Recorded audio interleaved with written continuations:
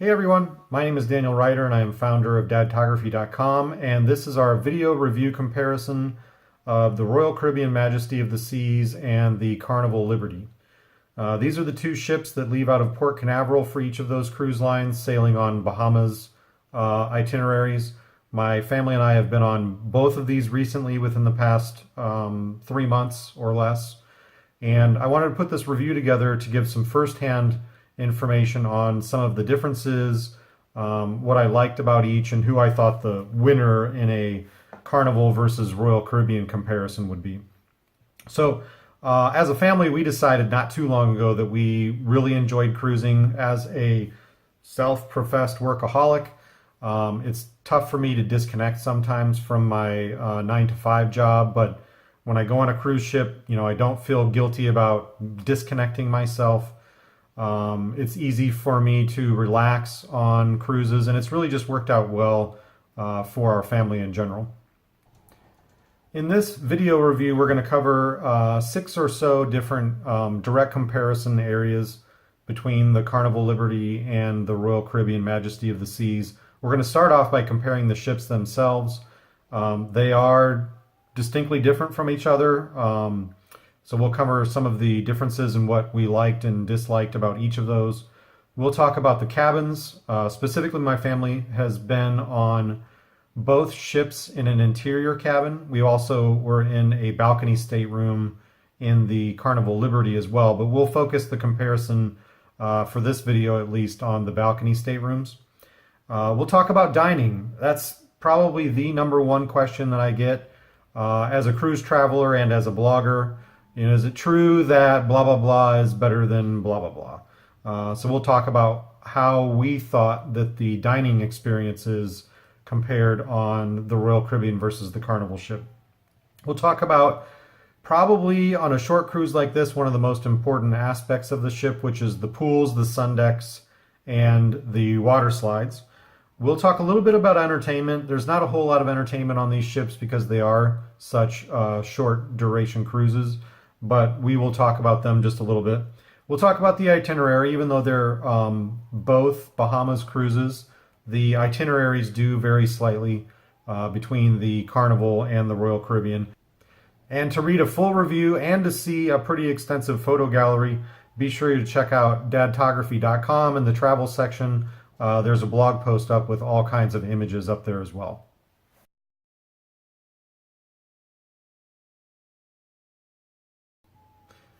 The first aspect of the review that we're going to cover is actually going to be the ships themselves.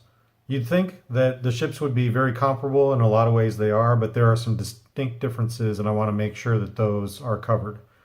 #1 is the age of the ships. The Carnival Liberty is quite a bit newer than the Royal Caribbean ship. The Liberty was christened and launched in 2005, and the Royal Caribbean Majesty of the Seas way back in 1992. You would think that that would give the Carnival a distinct advantage over the condition of the ship, and that just didn't really ring true for me. I much prefer the condition of the Royal Caribbean ship, the Majesty of the Seas. It feels like they've used more durable materials. The paint is better, the wood is better. It needs some stuff, don't get me wrong. It's been a few years since either of them have seen any significant work. But from a first impression and overall condition of the ship, I have to award the winner of this particular category to the Royal Caribbean ship.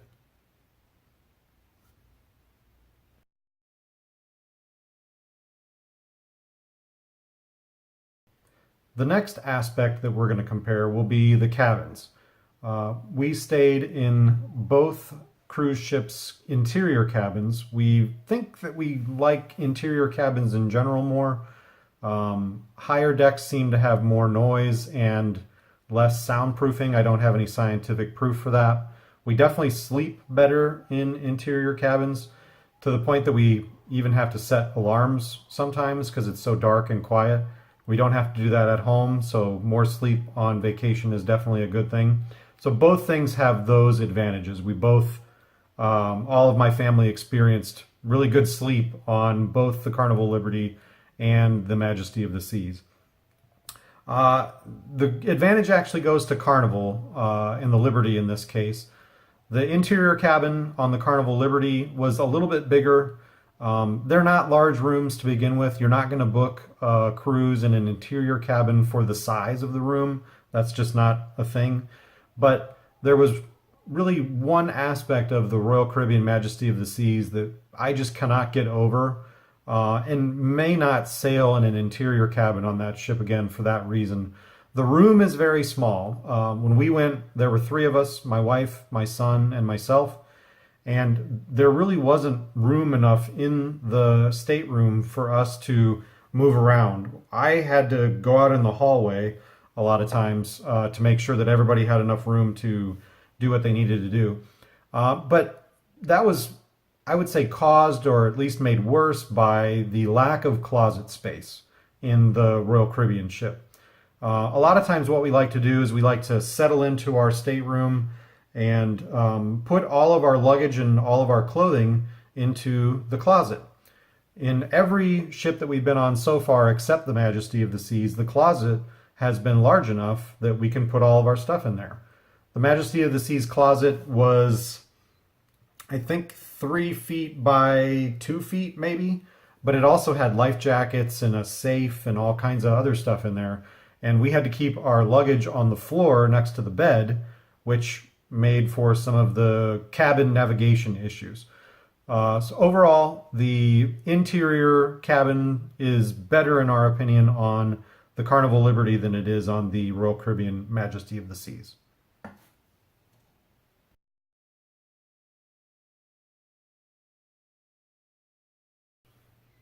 All right, here's the big one. The big question that everybody always wants to know is, how is the food? Is the food better on Royal Caribbean or is the food better on Carnival? We made a decision and we do have a favorite, but it's not as far of a spread than you may think. We do prefer the food overall on the Royal Caribbean Majesty of the Seas compared to the Carnival Liberty, but there are aspects of both that we liked and that we didn't like. The main dining room food and service was pretty comparable on both ships. There were dishes and meals that we liked on the Carnival Liberty. There were dishes and meals that we didn't like on the Carnival Liberty. And the same goes for Royal Caribbean. What really makes it stand out for me is actually the buffet. The buffet on the Majesty of the Seas, to me, was at least a full star better than the Lido Deck buffet on the Carnival Liberty. So if you prefer buffet dining, then I would definitely recommend the Majesty of the Seas over the Liberty. If you're not as big of a buffet diner, then it's probably not going to be as important, and you will likely have a pretty good experience, I think, on the Liberty. Food quality overall, I think that there was a little bit of a advantage on Royal Caribbean, but not really noticeable in most respects. So the overall food score has to go to Royal Caribbean in this case, but it's not a big differential.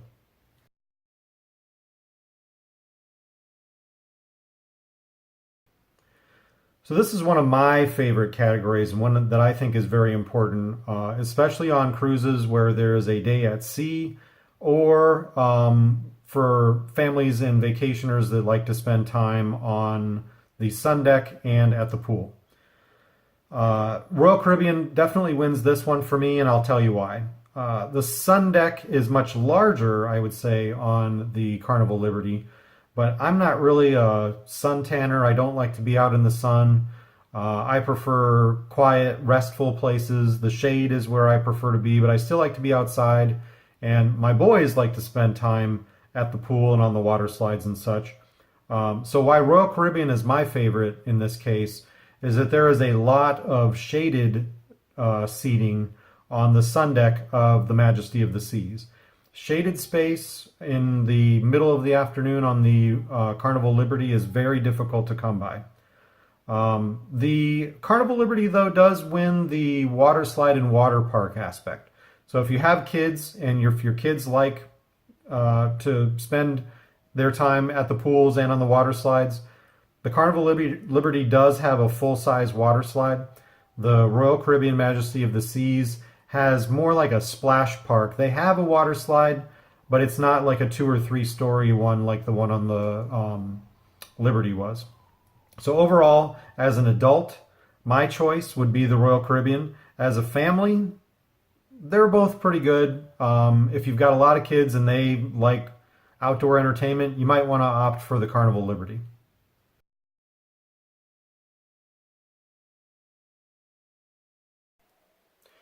The next category is going to be entertainment. And, on these short duration cruises, these small boats, entertainment isn't that big of a deal. We did see shows on both the Liberty and the Majesty of the Seas. The venue on the Carnival Liberty is called the Venetian Palace Main Lounge. I think that lounge and that venue is better overall than the one on the Majesty of the Seas. The venue on the Majesty of the Seas is called a Chorus Line Lounge. It's larger, it's got higher ceilings, it seemed like it had slightly better acoustics. The shows were good on both ships, in my opinion.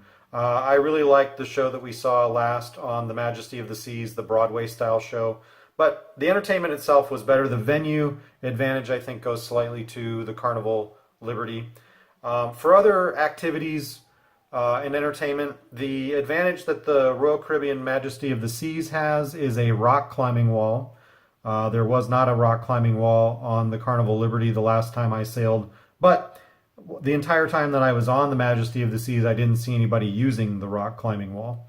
It also had a pretty big basketball court, the Majesty of the Seas did, in the back of the ship, along with ping pong tables, which both ships had.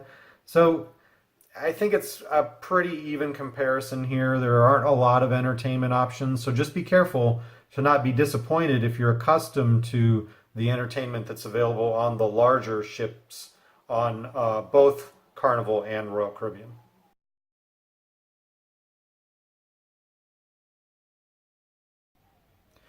The last area that we're going to talk about is the itineraries of both of the ships. They both obviously go to the Bahamas. Both ships go to the port of Nassau. I personally like the port of Nassau. I think it's pretty nice. It's decently safe. You can walk around, I would say, maybe compared to some other ports in the Caribbean. You're not going to get quite as much harassment as you would in some other ports. It's pretty big. There's a decent area outside of the port itself for you to explore in Nassau. The differentiator for me and the reason why I give my vote to Royal Caribbean is actually because of their private island, Coco Cay. Coco Cay is an island just north of Nassau. It's actually right next to another cruise ship's island. We saw another cruise line had their ship parked out there as well. Their private island has a lot of beaches, a lot of activities. They have a barbecue lunch while you're there. I had never been to the Coco Cay private island before. I had a really good experience there. It seems to have pretty much something for everyone, from relaxation. You can ride jet skis. You can hang out on the beach. They've got trampolines out in the water and like bounce houses and stuff like that. There's all kinds of stuff to do. You spend pretty close to a full day there in most cases. And for me, that was the differentiator in the Royal Caribbean sailing versus the Carnival sailing, actually was the private island. I really hope that I get a chance to go there again. That concludes the review, and I hope you enjoy. Be sure to check out our blog post that goes into more detail and has a pretty good photo gallery as well. Check out dadtography.com for that. Thanks, and have a good day.